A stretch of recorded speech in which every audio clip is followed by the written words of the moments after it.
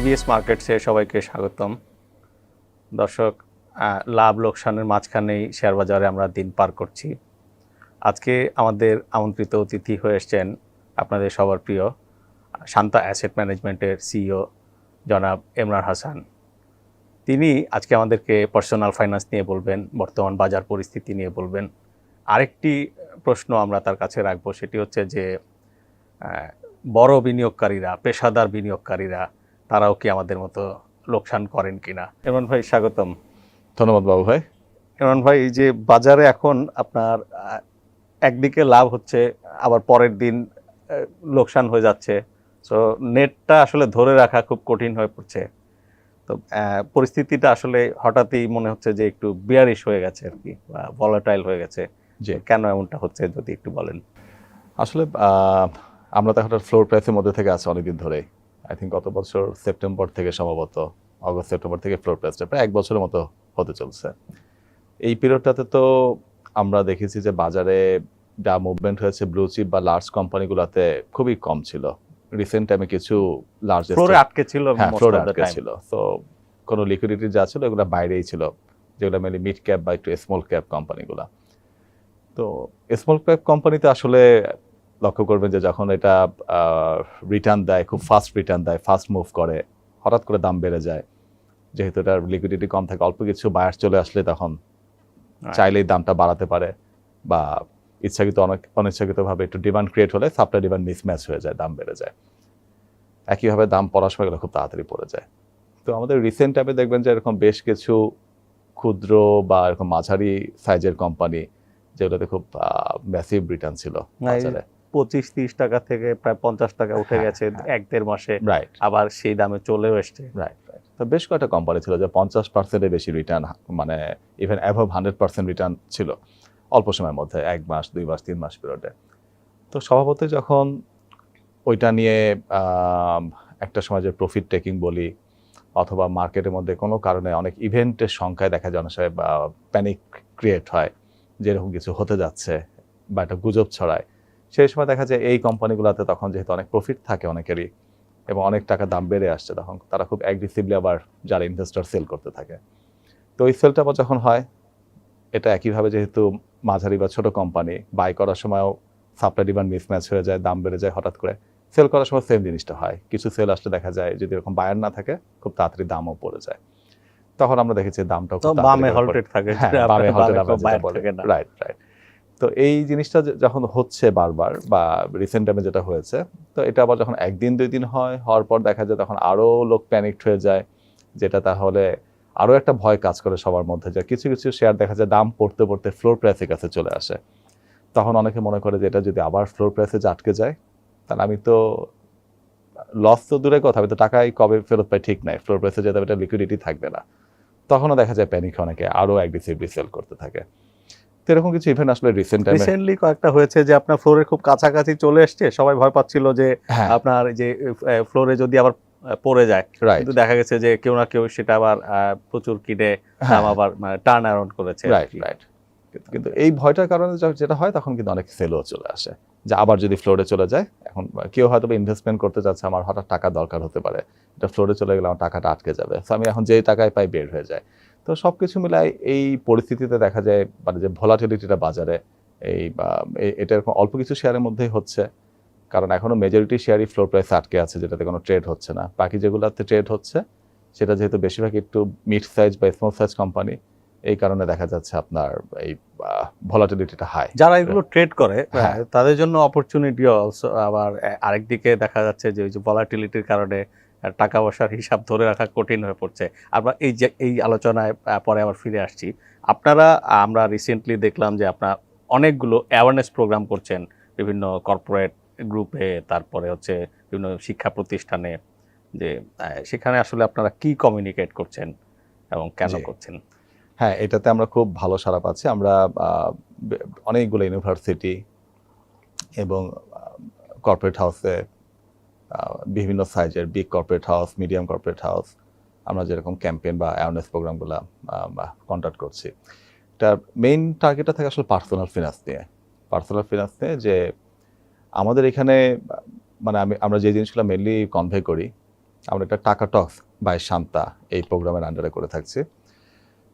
এটা মেইন উদ্দেশ্য হচ্ছে আমরা যেটা মনে করি যে আমাদের বেশিরভাগ প্রফেশনাল মানে যারা চাকরিজীবী ইনকাম করছে, রেগুলার আর্নিং আছে, ইভেন তারাও আমরা দেখি যে পার্সোনাল ফিনান্স সম্পর্কে বা ইনভেস্টমেন্ট নিয়ে তারা অ্যাওয়ার্ড না, মেজরিটি ইনভেস্টমেন্ট যারা জানে তারাও সিরিয়াস না। তারাও সিরিয়াস না। হ্যাঁ, এখন যারা জানে সেই গ্রুপটা আমরা এখনো টার্গেট করছি না। মানে আমরা এখন চাচ্ছি যে একজন সাধারণ চাকরিজীবী, মানে সে হয়তো বা কোথাও ভালো প্রফেশনাল ভালো জব করছে, কিন্তু সে যে তার ইনকামটা হচ্ছে, স্যালারিটা পাচ্ছে, এই টাকাটা সে কি করছে এটা তাকে জানিয়ে দেওয়া।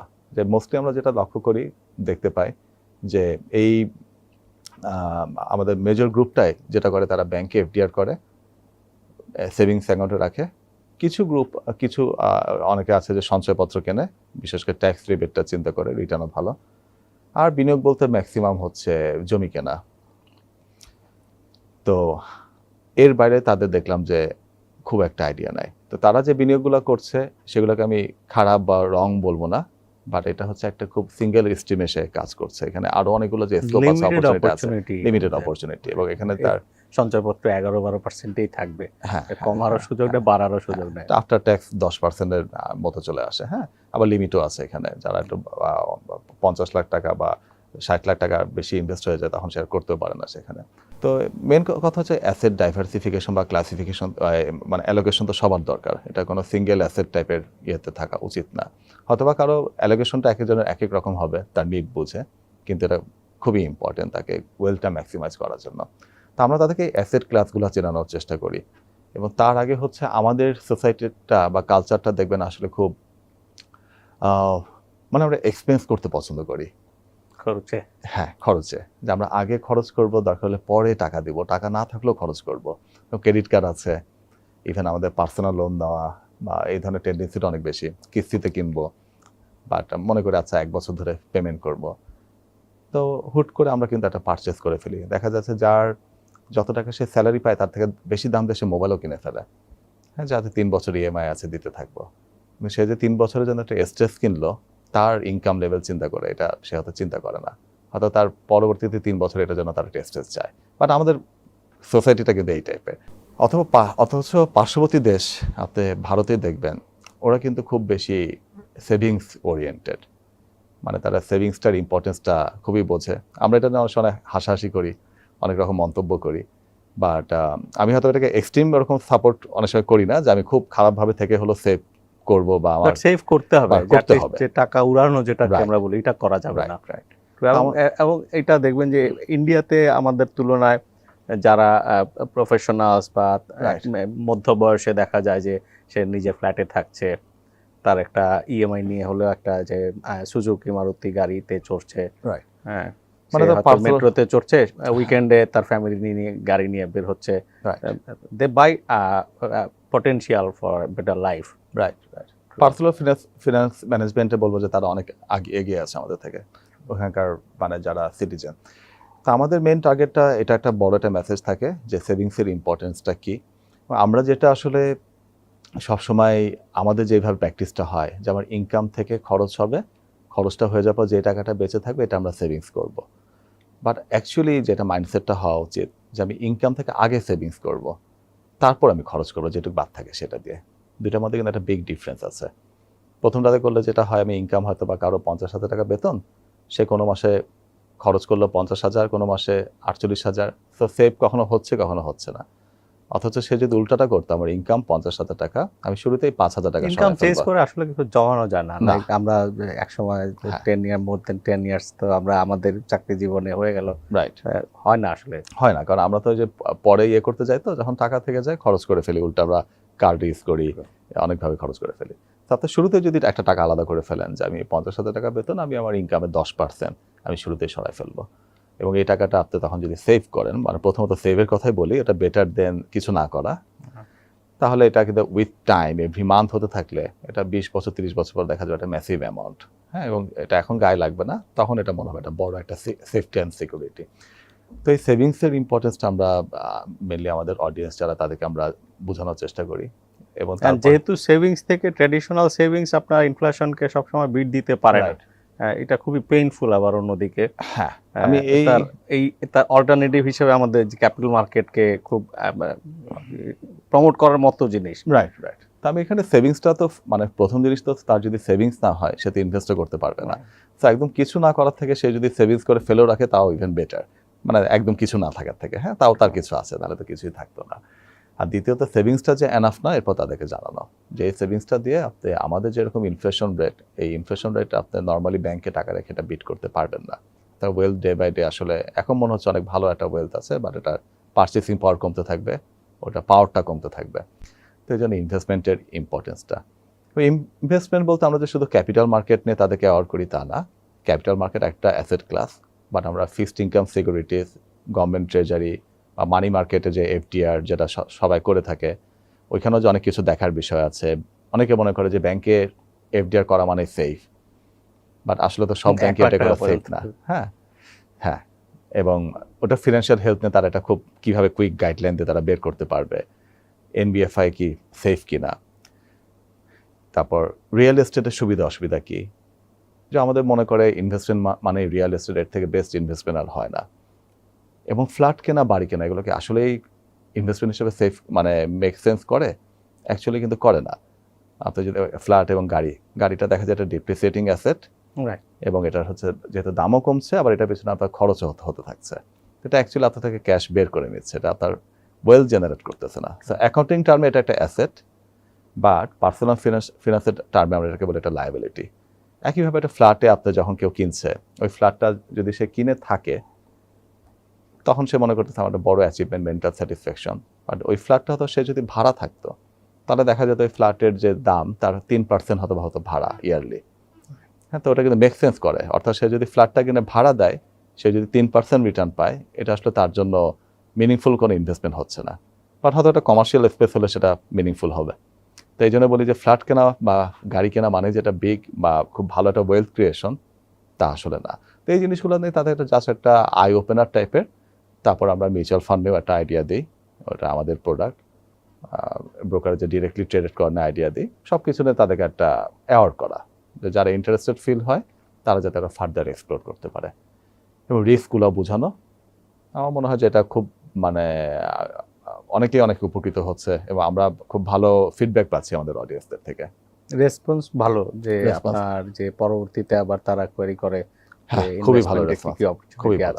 আমাদের সেশনে থেকে দেখা যায় কোশ্চেন অ্যান্ড অ্যান্সার সেশনটা অনেক বড় হয়ে যায়। মানে আমি বা আমাদের ফান্ড ম্যানেজার আমরা যখন কথা বলি, এরপর তারা যখন কোশ্চেন করে, তো তাদের কোশ্চেনটা দেখে তো একটা বোঝা যায় যে মানুষজন কতটা এঙ্গেজ ছিল। তো দেখা যায় কোশ্চেন অ্যান্সার সেশন আসলে অনেক লম্বা হয়ে যায়, অনেক কোশ্চেন থাকে এবং অনেক ইন্টারেস্ট থাকে। গ্রেট। না, বাংলাদেশের আসলে ক্যাপিটাল মার্কেটে ইভেন জনসংখ্যার 1% মানুষও ইনভেস্ট করে না, যেটা অন্যান্য দেশে 8%, 10%, যেটা হওয়া উচিত ছিল আর কি, যে মানুষের স্বার্থেও, বাজারের স্বার্থেও, ইকোনমির স্বার্থেও। আমরা আবার সেকেন্ডারি মার্কেটে যদি ফিরে আসি আর কি, একটা খুব কমন কিউরিয়াসিটি, যে বড় বিনিয়োগকারীরা যে এখনকার এই ভলাটাইল পরিস্থিতিতে অনেকে শেয়ার বিক্রি করেছেন, অনেকে আবার কিনছেন, তো তাদেরকে ট্র্যাক করলে বা তাদেরকে ফলো করলেও আসলে ফল আসছে না। তো এটা আমার একটা কিউরিয়াসিটি বলতে পারেন, যে তারা কি লোকসান করে কিনা, লাইক প্রফেশনাল ফান্ড ম্যানেজার্স শত শত কোটি টাকা যারা ম্যানেজ করছেন, বা ইন্ডিভিজুয়াল যাদেরকে আমরা মুভার্স এন্ড শেকার্স বলি, রাইট, তারা বাজারে লোকসান করে কিনা? খুব সুন্দর কোশ্চেন। অবশ্যই করে। আমাদের অনেক সময় হয় কি, মানে আমিও as a professional fund manager এবং ইনস্টিটিউশনাল ফান্ড ম্যানেজ করি, অনেক সময় অনেকের মধ্যে একটা ফিল করি যে আরেকজনের টাকা লুট করে এরা বড়লোক হয়ে যাচ্ছে, তো এরা কখনো লস করে না, সবসময় প্রফিট করতেছে। অনেকে এমন কিছু বলে যে আমি ওই শেয়ারটা কিনতেছি বা সাজেস্ট করতেছি, আমি নিজেও জানি না। হ্যাঁ, মানে আমি এই কথাটা এই জন্য বললাম, নিজেও জানি না, গুজব আর কি ব্যাপারগুলো। অনেক লস অনেক সময় হয়, আমিও করেছি, সবাই করেছে। কেউ যদি বলে আমি কখনো লস করিনি শেয়ার মার্কেটে ইনভেস্ট করে, তাহলে আমার যেটা মনে হয় সে মিথ্যা বলেছে, আর নয়তো সে কখনো সুপার হিউম্যানও বলবো না, নয়তো সে কখনো ইনভেস্টই করে নাই। ইনভেস্ট না করলে লস আর রিস্কও নাই আর কি। তো ইনভেস্ট করে সেকেন্ডারি মার্কেটে একটা লম্বা টাইম পিরিয়ডে কখনো লস হবে না, এটা আপনার completely impossible. But professional fund ম্যানেজাররা যে জিনিসটা বোঝে, তারা জিনিসটাকে মনে করে একটা রেগুলার ইনভেস্টমেন্ট বা বিজনেসের মতো করে, যে আমি যদি 10টা ইনভেস্টমেন্ট করি, এই 10টা ইনভেস্টমেন্টের মধ্যে আমি যদি 6টা আমি রাইট হতে পারি, I am in a good shape, আমার ইনভেস্টমেন্ট ডিসিশন রাইট ছিল, 4টা আমার রং হবে। অথবা আমি যদি 5 বছর ইনভেস্টমেন্ট করি, এর মধ্যে একটা বছর আমার ব্যাড ইয়ার যায়, আমি লস করি, 3 বছর আমি যদি লাভ করি, আর 1 বছর যদি আমি ফ্ল্যাট থাকি, এরকম লাভ লস হলো না, I am in a good shape, আমি আমার টার্গেট মতো আছে, আমি ভালো করতেছি। এটা বিজনেসম্যানের মতো। আপনি দেখবেন যে যারা রেগুলার বিজনেস করতেছে, সে একটা গাড়ির শোরুম, সে অনেক সময় দেখা যাবে একটা গাড়ি লস করে বিক্রি করে দিচ্ছে, জেনে শুনে সে লস করে বিক্রি করতেছে। এর মানে এটা না যে সে, যেটা আমরা শাকসবজির হ্যাঁ, ক্ষেত্রে দেখি, ফলমূলের ক্ষেত্রে, রাইট রাইট যে সন্ধ্যার পরে তারা রাইট দেখা গেল যে কমে কেনা দামে বা ইভেন লসেও বিক্রি করছে, তাই না? তো এই যে লসে বিক্রি করছে একজন গাড়ি, সে জেনে শুনে, এটার কারণটা কি? তার মনে হচ্ছে আমি এটা যদি হোল্ড করে থাকি, আমি এটা আরো লস হবে, আমার মডেল পুরাতন হতে থাকছে, হ্যাঁ, অথবা আমার ক্যাশ দরকার, আমি আরেকটা অপরচুনিটি কমে একটা গাড়ি আমি সোর্সিং করতে পারছি, এখানে আমি 3 লাখ টাকা লস হবে, 2 লাখ টাকা লস হবে, আমার ওইখান থেকে আবার 5 লাখ টাকা লাভ আসবে, বাট এটা 6 মাস পর আসবে। তো সে তখন যেটা হয়, তার যে 10টা গাড়ি সেল করতেছে, দেখা যায় সে 10টাতে কিন্তু প্রফিট করে না, কোনোটা সমান সমান, কোনোটা লসেও, বা কোনো বছর সে লসেও থাকে। এর মানে যে সে আউট অফ বিজনেস হয়ে যায় তা না। যারা সিজন বিজনেসম্যান, কনফিডেন্ট, তারা মনে করে ওকে, এটা একটা ব্যাড ইয়ার ছিল, আমি নেক্সট ইয়ারে এটা কাভার করার ট্রাই করব। এই প্রফেশনাল ফান্ড ম্যানেজারের ক্ষেত্রে তাই, এখানে অনেক ডিসিশন ভুল হবে। কেউ যদি 100% কারেক্ট হয়ে ট্রাই করার চেষ্টা করে এবং এক্সপেক্ট করে আমি 10টাতে রাইট হব, তাহলে আমি মনে করি সে এখনও শেয়ার মার্কেটে আসার জন্য প্রিপেয়ার্ড না, রেডি না। ওইটা রেডি হয়ে আসতে হবে যে আমার ডিসিশন ভুল হবে, কোনো কোনো ইয়ার আমার ব্যাড ইয়ার যাবে, এবং কোনো কোনো সে আমার যে পোর্টফোলিও সাইজ, এটা শ্রিঙ্ক করে ছোট হয়ে আসবে, দেন আমাকে এটা আবার রিকভার করে নিয়ে আবার উপরে আগায় যেতে হবে। তো আমার back to your question, professional fund manager তারাও লস করে, এই জন্য একটা নির্দিষ্ট টাইম পিরিয়ডের তার ট্র্যাক রেকর্ডটা দেখতে হবে, সে গত 5 বছরে কি করেছে। কেউ 6 মাসে লস করলো বা অনেক লাভ করলো, এটা যোগ বিয়োগ করে শেষ পর্যন্ত উইনিং পজিশনে সে ম্যাটার, এভারেজে কি করেছে এবং একটা টাইম পিরিয়ড ধরে। লাইক এখন আপনি ক্রিকেট প্লেয়ার, তার আপনি যদি 1 ওভারের খেলা দেখেন, দেখে আপনি কমেন্ট করে দেন, হ্যাঁ, এটা কিন্তু আপনার জাস্টিফাইড কমেন্ট হবে না। তার হয়তো ফুল ম্যাচটা দেখলে আপনি কিছুটা জাস্টিফাইড হবে, আর তার ক্যারিয়ার যদি দেখেন যে 200টা ম্যাচ খেলেছে, তখন আরো জাস্টিফাইড হবে। কোনো একটা টুর্নামেন্টে আপনি নেমে দেখা গেল আপনি সাকিবের থেকে বেশি রান, মানে সাকিব কোনো কারণে ফার্স্ট বলেই ধরেন বোল্ড আউট হয়ে গেল, এরকম তো হতেই পারে, ভালো প্লেয়াররা হয়, হ্যাঁ, আমিও প্রথম বলে বোল হয়ে গেলাম, and we are the equal player. Equal না, আপনি ধরেন বোল্ড আউটই হলেন, আপনার ব্যাটে লেগে গেল কোনো হবে, হ্যাঁ, আপনি 1 রান নিয়ে নিলেন, তাতে বলে আমি বেটার দেন হিম, কিন্তু এটা একটা ম্যাচ, এটা কিন্তু তখন আপনার সাথে দেখা যাবে সবাই এগ্রি করবে না, কারণ ওরা বলবে ফুল ক্যারিয়ারে কি হয়েছে। তো এখানে ফান্ড ম্যানেজারও তাই, তাকে দেখতে হবে সেটা টাইম পিরিয়ড ধরে কি পারফর্ম করে আসছে। আপনার জীবনে স্মরণীয় কয়েকটা লোকসানের গল্প যদি আমাদের বলেন। লোকসান তো অনেক জায়গায় করেছি, হ্যাঁ, তো এখন কোম্পানি নাম ধরে বলা এরকম ঠিক হবে কিনা, সমস্যা নাই, পাস্ট ইভেন্ট। আচ্ছা, ধরো আমি মাঝখানে এক সময়, আমরা এসিআই নিয়ে খুব ক্রেজ ছিল, তখন আমি ক্যারিয়ারে মাঝামাঝি সময়, যে এসিআই কোম্পানিটা সামনে স্বপ্ন প্রফিটের দিকে যাচ্ছে, স্বপ্নদের তো একটা মেইন মানে ড্রব্যাক আমরা জানি, যেটা অনেকদিন ধরে ইনভেস্টরদের চোখ, যে স্বপ্ন কবে অপারেটিং প্রফিটে আসবে বা বটম অপারেটিং প্রফিটে চলে আসছে, ওই সময়টাতে ছিল না, ফাইনান্স টাইনান্স অ্যাড করে তখন তাদের চ্যালেঞ্জ হয়ে গেছে, তখন অপারেটিংও ছিল না, আমি যে সময় কথা বলছি। তো ওই সময়টাতে স্বপ্ন নিয়ে একটা খুব ক্রেজ, তারপর হচ্ছে ওদের কিছু ব্র্যান্ড সেল হবে, যেগুলো পরবর্তীতে হয়েছেও আর কি, হ্যাঁ, দেন হচ্ছে আপনার আরো কিছু রিমার, যে অমুক কোম্পানি অ্যাকুইজিশন করতে পারে, এটা স্বপ্নের অ্যাকুইজিশন নিয়েও কিছু রিমার। তো সবকিছু বলে খুব এক্সাইটমেন্ট, অনেকখানি প্রাইস বেড়েও এসেছে।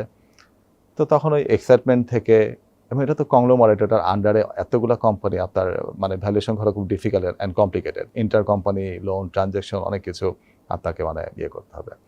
তখন এই এক্সাইটমেন্ট থেকে দেখা যাচ্ছে যে আমি যতখানি ভ্যালুয়েশন করার যে সময় দেওয়া দরকার, ওই সময়টাও হাতে মনে হচ্ছে যে নেই, ডিফিকাল্টও, তা দাম অনেকখানি বেড়েও গেছে, মনে হচ্ছে আমি মিস আউট করে ফেলছি, একটা ইমোশন কাজ করতেছে, আমাকে দেরি করা যাবে না, তাড়াতাড়ি করে আমি পজিশন এখানে দিলাম, খুব বেসিক একটা ভ্যালুয়েশন করে তারপরে তো এরপর একটু অল্প কিছু র্যালি হলো, দেন কারেকশন শুরু। যেহেতু অনেক র্যালি হওয়ার পর আমি কিনছি, আমি দেখলাম যে ম্যাসিভ কারেকশন।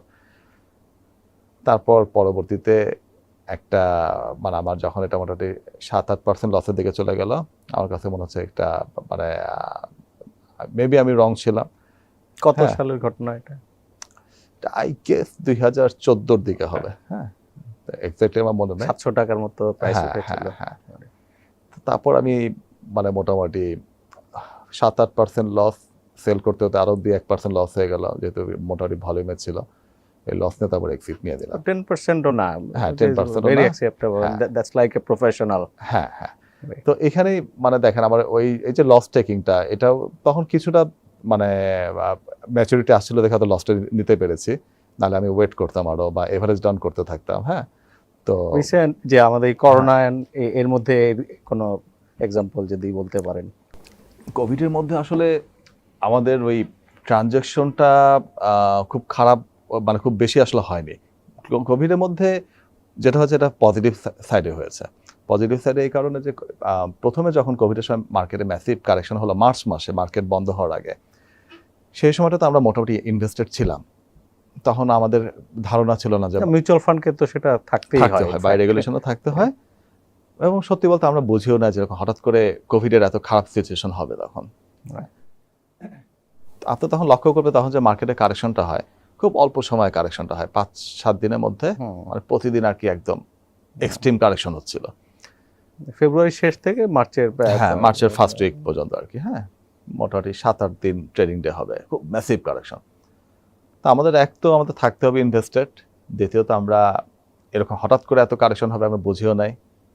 তো ওই কারেকশনটাতে আমরা খুবই ডিপ্রেসড হয়ে গেছিলাম, কিন্তু তখন এই ডিপ্রেশনের থেকে বড় ডিপ্রেশন ছিল যে কোভিডে কি হতে যাচ্ছে, মানে আসলে আমরা বাঁচবো কিনা, কত লোক মারা যাবে বাংলাদেশে কোভিড আসলে। হ্যাঁ, তো মানে সার্ভাইভ করাটা নেই তখন একটা বড় ইয়ে ছিল, ফিনান্সিয়াল জিনিসটা সেকেন্ডারি হয়ে গেছে। তখন ওই এত শেয়ার বিক্রি করবেন কার কাছে, হ্যাঁ, সবচেয়ে বড় কথাই তখন ফলিং মার্কেটে বায়ারও নাই, আমাদের ইনভেস্টর থাকতে হবে।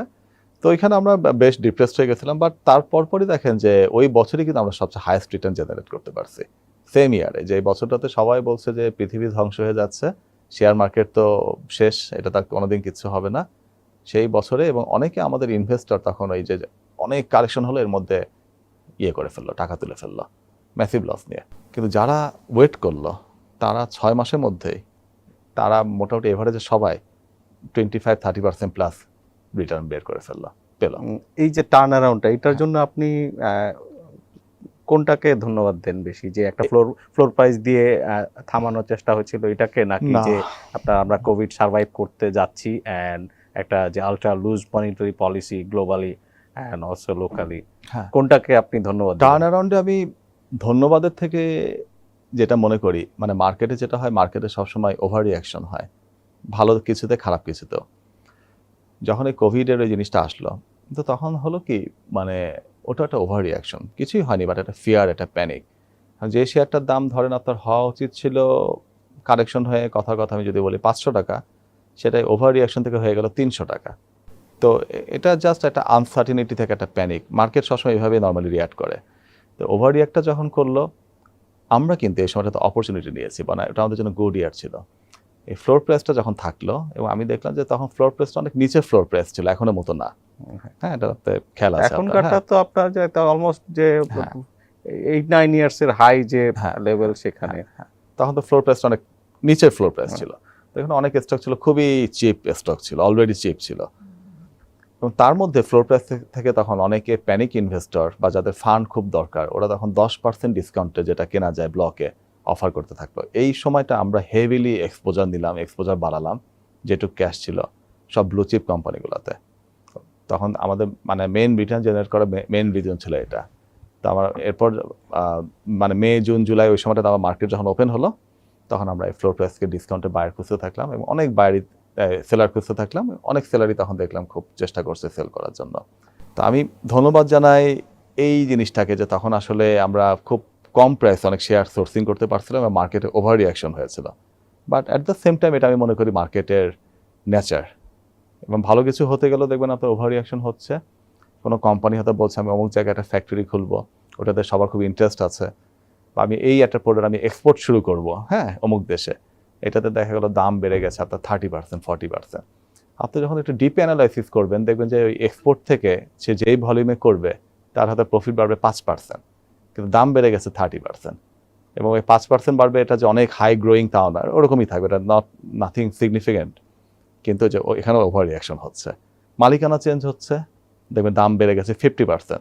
এখন মালিকানা চেঞ্জ হওয়ার পর যে ভালো কিছুই হবে, কতটাই ভালো হবে এটা কিন্তু অনেকে জানে না। বা যে যে মালিক নতুন মালিক আসছে হ্যাঁ, তার পাস্ট পারফরমেন্সও খুব Right. যদি ভালো না হয় এমনও তারপরেও বেড়ে যাচ্ছে। তারপরে বেড়ে যাচ্ছে। হ্যাঁ, তো এই যে ওভার রিয়াকশন, এই ওভার রিয়াকশনটা মার্কেটে সবসময় থাকবে, বোথ ওয়েতেই থাকবে। তো আমি কোভিডের এই জন্য আমি যদি থ্যাঙ্কস দিতে হয়, আমি মার্কেটের নেচারটাকে থ্যাঙ্কস দিব, যেখানে ওভার রিয়াকশন করে। ওই ওভার রিয়াকশনটাই হচ্ছে অপরচুনিটি।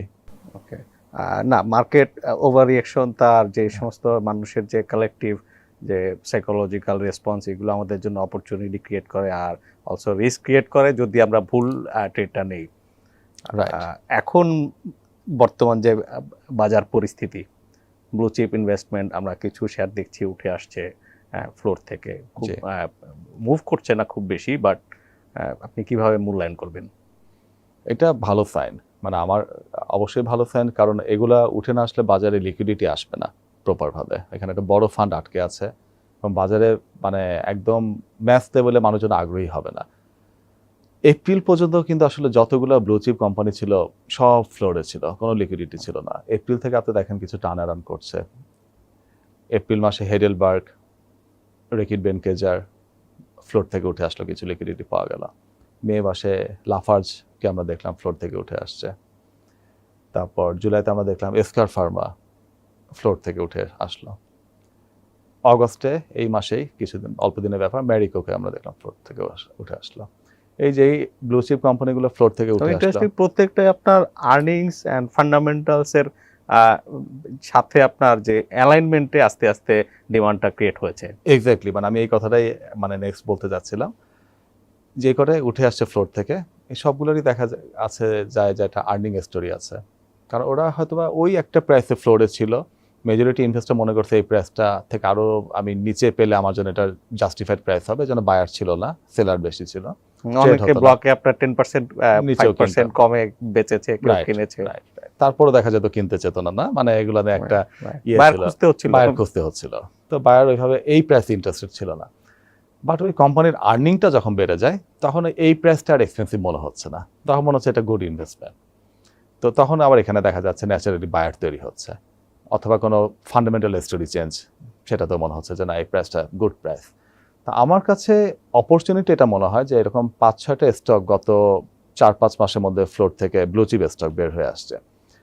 তো এরকম আরও যে বাকি ভালো কোম্পানিগুলো আছে এগুলোরও যদি অনেকগুলোর আর্নিং গ্রোথ কন্টিনিউশন থাকবে, তারপর তাদের ভালো ভালো ফান্ডামেন্টাল চেঞ্জ হয়তো আসবে, এগুলো যখন আসবে বা যদি আসতে থাকে তখন সামনেও দেখা যাবে এরকম আস্তে আস্তে করে আরও 2-1টা করে কোম্পানি ফ্লোর থেকে বের হয়ে আসার একটা সুযোগ তৈরি হবে। আমি যদি এখন কিনতে চাই, what should be my strategy একটু লঙ্গার টার্মে 2-3 ইয়ার্স এর জন্য?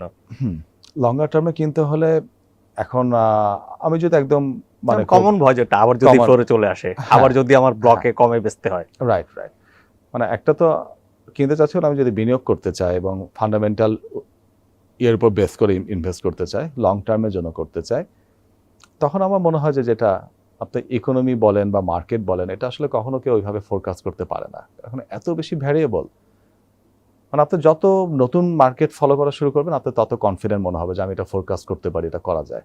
বাট উইথ টাইম, যত টাইম যাবে আপনার মনে হবে যে এটা ফোরকাস্ট করা পসিবল না। যারা টপ ফান্ড ম্যানেজার আছে, পিটার লিঞ্চ বা থেকে শুরু করে আপনি দেখবেন যে ওয়ারেন বাফেটও, তারা সবসময় বলছে যে মার্কেট ফোরকাস্ট করা পসিবল না।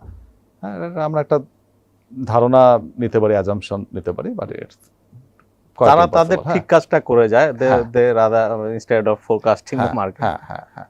তো একইভাবে আমি ইনভেস্টরদের জন্য যেটা বলবো যে আপনারা মার্কেট তো এইভাবে আমরা কেউই বলতে পারি না, বাট কিছু রাইট পছন্দের স্টক এটা নিয়ে একটু স্টাডি করে, যেটাকে আমার মনে হয় যে ফান্ডামেন্টালি এটা দাম কম আছে এবং 6 মাসের না, এটা হয়তো 5 বছরের জন্য এই কোম্পানির আমার গ্রোথ স্ট্রিম দেখতে পাচ্ছি, এই কোম্পানির আমি প্রসপেক্ট দেখতে পাচ্ছি, এবং সেই হিসাবে চিন্তা করলে 5 বছর টাইমে যদি আমি বিনিয়োগ করে থাকি, এখানে আমার একটা ভালো রিটার্ন আসা উচিত। তার উপর বেস করে আমার মনে হয় যে এই কোম্পানিগুলা তার কাছে খুব কনফিডেন্টলি মনে হয় যে এখানে 5 বছরের গ্রোথ স্টোরি থাকবে, প্রাইসটা রিজনেবল প্রাইসে আছে, সেখানে বিনিয়োগ করতে পারে। আর রিস্ক হচ্ছে আপনি বলে দিয়েছেন যে এখন সেটা যদি আবার ফ্লোরে চলে আসে তখন তার লিকুইডিটি থাকবে না, সেটা চাইলেও টাকাটা ক্যাশ করতে পারবে না। তো লসের থেকে লিকুইডিটি ক্রাইসিসটা আরও বেশি রিস্কি আমি মনে করি। লসে তো আমি একটা লসে একটা টাকা পাচ্ছি, লিকুইডিটি না থাকলে আমি কিছুই পাচ্ছি না, টাকা পেইনফুল আর কি। হ্যাঁ, তো সেই ক্ষেত্রে তাকে ওরকম আমি যেটা সাজেস্ট করব, মানে তার যেই টাকাটা সে কনফিডেন্ট এই টাকাতে আমার হাত দিতে হবে না সামনের 3-4 বছর অ্যাটলিস্ট, ওই টাকাতে তার মানে বিনিয়োগ, ওইটা তার এরকম বিনিয়োগে যাওয়াটা ঠিক হবে না। এবং যেখানে তার মনে হয় এই টাকাটা এখন আমি হাত না দিলেও চলবে এবং একটা লং টার্ম ভিশন আছে, সেখানে সে ভালো ভালো কিছু কোম্পানিতে বিনিয়োগ করতে পারে এখন দেখে। অ্যাট দ্য সেম টাইম এটাকে তার আমি বিনিয়োগ করলাম মানে আমি এটা করেছিলাম that was the right decision and that will be the right decision for ever, এই মাইন্ডসেটটাও তার রাখলে আসলে ভালো করাটা টাফ হবে। কারণ এই মোমেন্ট আমি হয়তো মনে করছি এই কোম্পানিটা খুব ভালো করছে, ভালো প্রসপেক্ট দেখতে পাচ্ছি, বাট 6 মাস পর একটা রেগুলেটরি চেঞ্জেস বা ম্যাক্রো ইকোনমি চেঞ্জেস, ডলার ক্রাইসিসে কত কোম্পানির আপনার আর্নিংস আউটলুক চেঞ্জ হয়ে গেছে, অনেকে ভালো হয়েছে অনেকে খারাপ হয়েছে না। তো এরকম যে কোনো চেঞ্জেসের কারণে দেখলো যে কোম্পানিটা আমি যেটা ভেবেছিলাম সেটা হচ্ছে না, তখন কিন্তু তার ওই ইমোশনটাকে ইগনোর করে যে আমি এটা কিনেছিলাম, এটাকে এখন আমি উল্টা কথা বলে এটা খারাপ দেখায়, তো আমি এখন ওইটা দিয়ে স্টিক থাকতে হবে, এই মাইন্ডসেট থেকে দূরে আসতে হবে। তখন তাকে এটা বলতে হবে, ওকে আমি এটা ডিসিশন এর উপর বেস করে নিয়েছিলাম, আমি এটা জানতাম না এটা হয়েছে, অথবা আমি জানতাম তখন ভুল করেছিলাম, যে কোনো কারণে হোক আমি ভুলটা রিকগনাইজ করছি, আমি এখন এখান থেকে বের হয়ে যাব। তখন তার এটা বের হয়ে যায়, আবার তখন ওই মোমেন্টে যেটা ভালো মনে হয় ইনভেস্ট করতে হবে। সেই পিরিয়ডিক তাকে একটা অ্যাসেসমেন্ট চালায় যেতে হবে যে আমার ইনভেস্টমেন্টটা আমি কি আবার কিছু রিস্ট্রাকচারিং করা দরকার আছে না আমি এটাতে স্টিক করব। এইভাবে আমি করলে এখন একটা ফ্রেশ 100 কোটি টাকা fund, G not for mutual fund, যে আপনি ইন্ডিপেন্ডেন্টলি আপনার একার সিদ্ধান্তে ইনভেস্ট করবেন, কিভাবে করবেন? যেহেতু বড় ফান্ড, এখানে আমি বড় একটা পোর্শন, এই একটু আগে যেটা বললাম যে খুব ভালো যে ব্লু চিপ কোম্পানি যেগুলো আছে, আমার কাছে মনে হয় অনেক ব্লু চিপ কোম্পানি এখন একইভাবে ব্লকে থেকে ডিসকাউন্টে পাওয়া যাচ্ছে, তো আমার কাছে মনে হয় যেটা অলরেডি এখন আন্ডার ভ্যালুড বা স্লাইটলি আন্ডার ভ্যালুড এরকম কিছু কোম্পানি আছে, কিছু হয়তো ফ্লোর থেকে উঠেও আসছে। এটা তখন আমি আরও ইনডেপথ স্টাডি করে কোম্পানি ম্যানেজমেন্টের সাথে ম্যানেজমেন্ট মিটিং করে ওদের স্টোরি আরও ভালো করে জেনে তারপর আমি একটা মোটামুটি একটা পোর্শন এখানে ইনভেস্ট করব। বাকিটা আমি ইনভেস্ট করব হচ্ছে আপনার কিছু আপনার ফিক্সড ইনকাম সিকিউরিটিসে, কারণ ইন্টারেস্ট রেটটা এখন রাইজিং। হ্যাঁ, তো আমি কিছু ফান্ড ওটার জন্য রেখে দেবো যে আমি যদি হাই ইন্টারেস্ট রেটে কিছু ট্রেজারি বন্ড সামনে কিনতে পারি। তো ট্রেজারি বন্ডের রেট একসময় 10 ইয়ার্সেরটা 12%ও হিট করে গেছিলো। তো আমি যদি এরকম একটু রেট আর এখন অলরেডি রাইজিং, এর মধ্যে আমি যদি কিছু ট্রেজারিতে আমি একটু 5 বছর ইনভেস্ট করে রাখতে পারি হাই ইন্টারেস্ট রেটে, পরে যখন রেটটা কমে আসবে আমি এখানে ক্যাপিটাল গেনও পাবো, আবার হোল্ড করে আমি হাই ইন্টারেস্ট রেটও পেতে থাকবো এটা লং টার্মের জন্য। তো আমি আরেকটা পোর্শন, মোটামুটি এটা আমি একদম খুব ছোটো পোর্শন বলবো না, যেহেতু ইন্টারেস্ট রেটটা বাড়তেছে, এখানে আমি অ্যালোকেট করব। অল্প কিছু ফান্ড রাখবো আমি ট্রেডিংয়ের জন্য, লাইক 10% অফ দ্য অ্যাসেট আর 15% অফ দ্য অ্যাসেট। এটা ডিপেন্ড করে যদিও ইনভেস্টরের রিস্ক ক্যাপিটালের উপর, মানে যার টাকা সে যদি বলে আমি রিস্ক টেকার, আমি হাই রিটার্ন চাই, আমি তাকে আগে বোঝাবো আপনি যদি রিস্ক টেকার, রিস্কের সাথে নরমালি তার জন্য মালিকানা পরিবর্তনের কোম্পানিতে যেতে হবে, এই টাইপের কোম্পানিতে, তখন আমি ওই অ্যালোকেশনটা 10% না করে হয়তো 30% করে দেবো।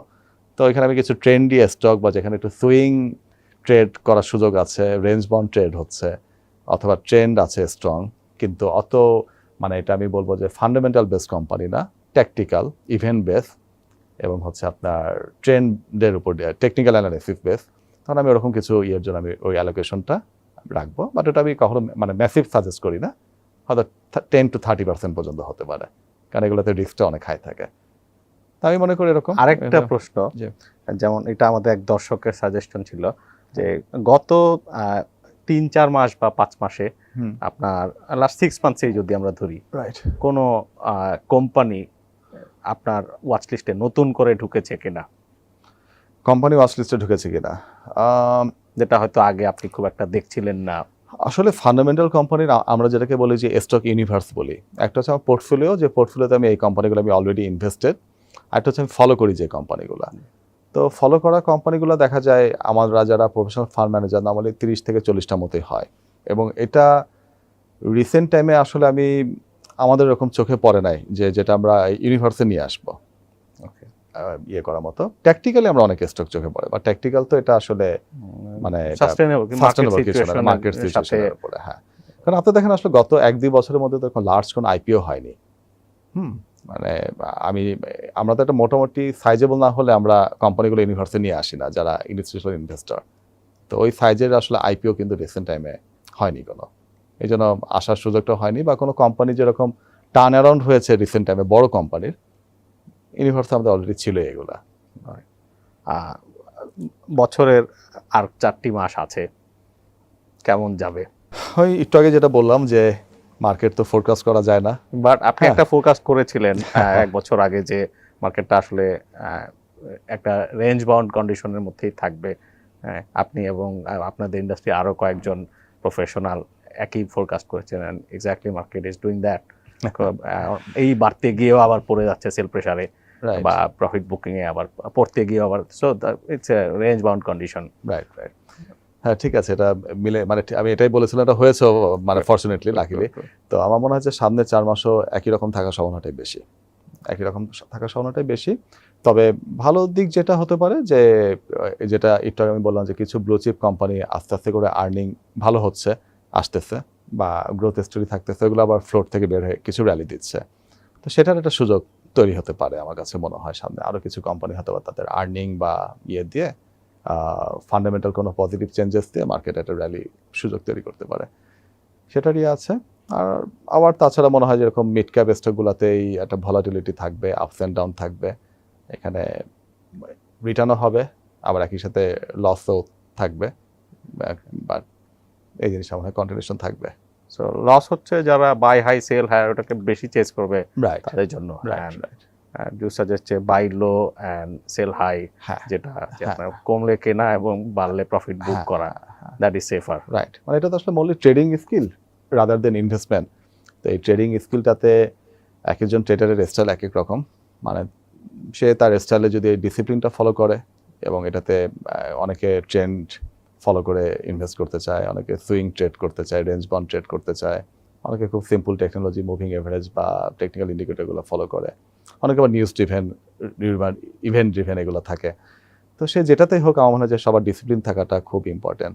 মানে এখানে আপনার, আমি যেটা মনে করি যে শেয়ার মার্কেটে গাট ফিলিং নিয়ে যে অনেক সময় বলা হয় যে আমার উইথ টাইম, অনেকে বলে আমার মনে একটা দাম বাড়বে, মানে কেন দাম বাড়বে মনে হচ্ছে যে একটা অভিজ্ঞতা হয়ে গেছে, আমি একটা দেখেই বুঝতে পারি, হ্যাঁ এটা ফিল করতে পারি। এই ফিল এটা করাটা আসলে কতটা মানে কাজে আসে, তো এই জিনিসটা এফেক্টিভ আর কি, মানে এই জিনিসটা ডেভেলপ, আমরা হিউম্যান বিং, মানে আমাদের সব কিছুতে আমরা একটা গাট ফিলিং বা একটা ইনটুইশন জিনিসটা আমাদের একটা মানে সহজাত প্রবৃত্তি বলবো আর কি, তাই না? একটা ন্যাচারাল আমাদের রিফ্লেক্সের মতো। আমরা মানে আপনার একটা কথা থেকে আমরা রিড করা ট্রাই করি যে উনি আমাকে কি মনে করলো, হ্যাঁ, বা এটা বলে সে কি মিন করলো, আমাদের অ্যাজ এ হিউম্যান নেচার। তো এইভাবে শেয়ার মার্কেটে হয় যে এটা এইরকম কিছু হচ্ছে, হঠাৎ করে এত ভলিউম হলো বা এটা হলো, এখানে কিছু একটা ব্যাপার আছে, বা আমার মনে হচ্ছে কিছু একটা আছে। এই যে মনে হওয়া জিনিসটা, এটা এক্সপিরিয়েন্সের একটা ভ্যালু আছে, কারণ আমাদের সাবকনশিয়াস মাইন্ডও তো লার্নিং হচ্ছে, তারাও দেখা যায় অনেক কিছু আমাদেরকে উইথ টাইম সিগন্যাল দিচ্ছে, যেটা আমরা ন্যাশনাল মাইন্ড বলতে প্রিভিয়াস ইভেন্টগুলো থেকে একটা প্যাটার্নও হ্যাঁ। পিক করে। পিক করে। তো অনেক আমার হয়তো লাইফে অনেকগুলো এক্সপিরিয়েন্স আছে, সেটা থেকে সে বলতেছে যেটা ভালো, আর আমি লজিক্যালি মিলাতে পারছি না। গাট ফিলিংয়ে কিছু ইম্পর্টেন্স আছে, বাট আমি মনে করি যদি গাট ফিলিংকে আমরা আমাদের লজিক বা র্যাশনাল এটার থেকে বেশি ইম্পর্টেন্স দিয়ে দিই, তখন এটা আমাদের জন্য হার্মফুল ইনভেস্টমেন্টের ক্ষেত্রে। কারণ এই গাট ফিলিং অনেক সময় বায়াসড হয়, যে আমার এই শেয়ারটা আছে আমার পোর্টফোলিওতে, তা আমি তখন মনে হচ্ছে এটা খুবই ভালো, খুবই ভালো, বা আমি এটা দর্শনের কাছে বলছি এটা খুব ভালো, এখন আমার সেই ইয়ে থেকেও মনে হচ্ছে এটা খুব ভালো না হলে আমার প্রেস্টিজের ব্যাপার, হ্যাঁ। তো আমি একটা পার্সোনাল ইন্টারেস্ট থেকে আমি এটাকে তখন ভালো ভাবা বা ভালোভাবে চিন্তা করা শুরু করি, ইগো থেকে ইগো থেকে আমি রাইট হতে চাই, কনস্ট্যান্ট ওপিনিয়ন যেটাকে বলে। হ্যাঁ। বাট আমি যদি ওটা থেকে আমি তখন আমার মানে এখন খারাপ কিছু আমি দেখতে থাকি, আমি এটাকে তখন রিড করছি না। আমি তখন রিড করছি না, আমি বলতে গাট ফিলিং এটা। তো ওই ক্ষেত্রে ইমোশন বা গাট ফিলিংটার থেকে আমি মনে করি আগে আমার লজিক্যালি দেখতে হবে এটা মেক সেন্স করে কিনা। লজিক্যালি দেখে আমি তারপর যদি মনে হয় মেক সেন্স করে, তারপর আমি গাট ফিলিংসের জন্য অল্প কিছু ওয়েট দিতে পারি। বাট এটাতে যদি ফেল হয়ে যায়, জাস্ট ওর উপর বেস করে ইনভেস্টমেন্ট করা উচিত না। আর দ্বিতীয় জিনিস হচ্ছে যে এই জন্য ডিসিপ্লিনগুলা, সবার যে ডিসিপ্লিন আছে এটা তার লিখে ফেলা দরকার, যে আমার এই হচ্ছে ট্রেডিংয়ের ডিসিপ্লিন, বিশেষ করে ট্রেড যারা করে। সে বললো যে আমি 7% স্টপ লস নিব, বা আমি 2 স্ট্যান্ডার্ড ডেভিয়েশনকে আমি স্টপ লস হিসেবে কাউন্ট করব, বাট এটা সে প্র্যাকটিস করলো না, হ্যাঁ, তাহলে তো এটার আসলে কোনো মিনিং নাই। Right. তো এই ডিসিপ্লিনগুলোকে তো লিখে এই ডিসিপ্লিনটা সে টাইম টু টাইম চেঞ্জ করতে পারে, যে আমার এই ডিসিপ্লিনে কাজ হচ্ছে না, কোথায় ভুল আছে আমি দেখি, কোন জায়গাটাতে আমি আটকে যাচ্ছি। এটা 6 মাস পর পর সে তখন আবার রিভিউ করতে ঠিক পারে। যেভাবে আইন পরিবর্তন হয়, এক্স্যাক্টলি, কিন্তু আইনের প্রয়োগ পরিবর্তন হবে না। রাইট। আপনাকে অসংখ্য ধন্যবাদ ইমরান ভাই, ভেরি ইনসাইটফুল। ধন্যবাদ বাবু ভাই, ধন্যবাদ টিবিএসকে। Thank you. দর্শক, ইমরান হাসান ভাই আমাদেরকে অনেক গভীরে গিয়ে আমাদের কিভাবে আমরা চিন্তা করব বিনিয়োগ নিয়ে, আমরা ট্রেডিং করলে কিভাবে করব, তার শৃঙ্খলাগুলো তার কাছ থেকে আমরা শুনলাম। বড় বিনিয়োগকারী, বড় ফান্ড, আমরা যেটা ভাবি যে বড় ফান্ড মিনস তাদের একটা সিরিয়াস এজ আছে, ডেফিনেটলি আছে কিছু অ্যাডভান্টেজ, আবার ডিসঅ্যাডভান্টেজও আছে। তারাও ভুল করেন, তারা লোকসান করেন, কিন্তু লোকসানটা তারা ঠিকমতো অ্যাড্রেস করেন, পরবর্তী কোনো আরেকটা অপরচুনিটি দিয়ে সেটা তুলে আনেন। তাদের মধ্যে আমাদের তুলনায় ইমোশনাল রেসপন্স কম, ইমোশন ড্রিভেন মিস্টেক তারা আমাদের চাইতে কম করেন, দ্যাট ইজ সিগনিফিক্যান্ট। আর সেকেন্ডারি মার্কেট সম্পর্কে তিনি বাজার যেভাবে চলছে আপাতত বর্তমান পরিস্থিতিতে খুব বেশি পরিবর্তন আশা করছেন না, খুব পড়ে যাওয়া বা খুব বেড়ে যাওয়া কোনোটাই না। তবে মৌলভিত্তি সম্পন্ন যে সমস্ত আপনার ব্লুচিপ কোম্পানি আছে সেগুলোতে যে পজিটিভ সাইন দেখা যাচ্ছে, আর্নিংস বাড়া শুরু করেছে, প্রাইস ফ্লোর থেকে উঠে আসছে, এগুলো অত্যন্ত ইতিবাচক তিনি বলছিলেন। দীর্ঘমেয়াদী যারা বিনিয়োগ করবেন তাদের জন্য চমৎকার অপশন হতে পারে। পরে পর্বে দেখা হচ্ছে।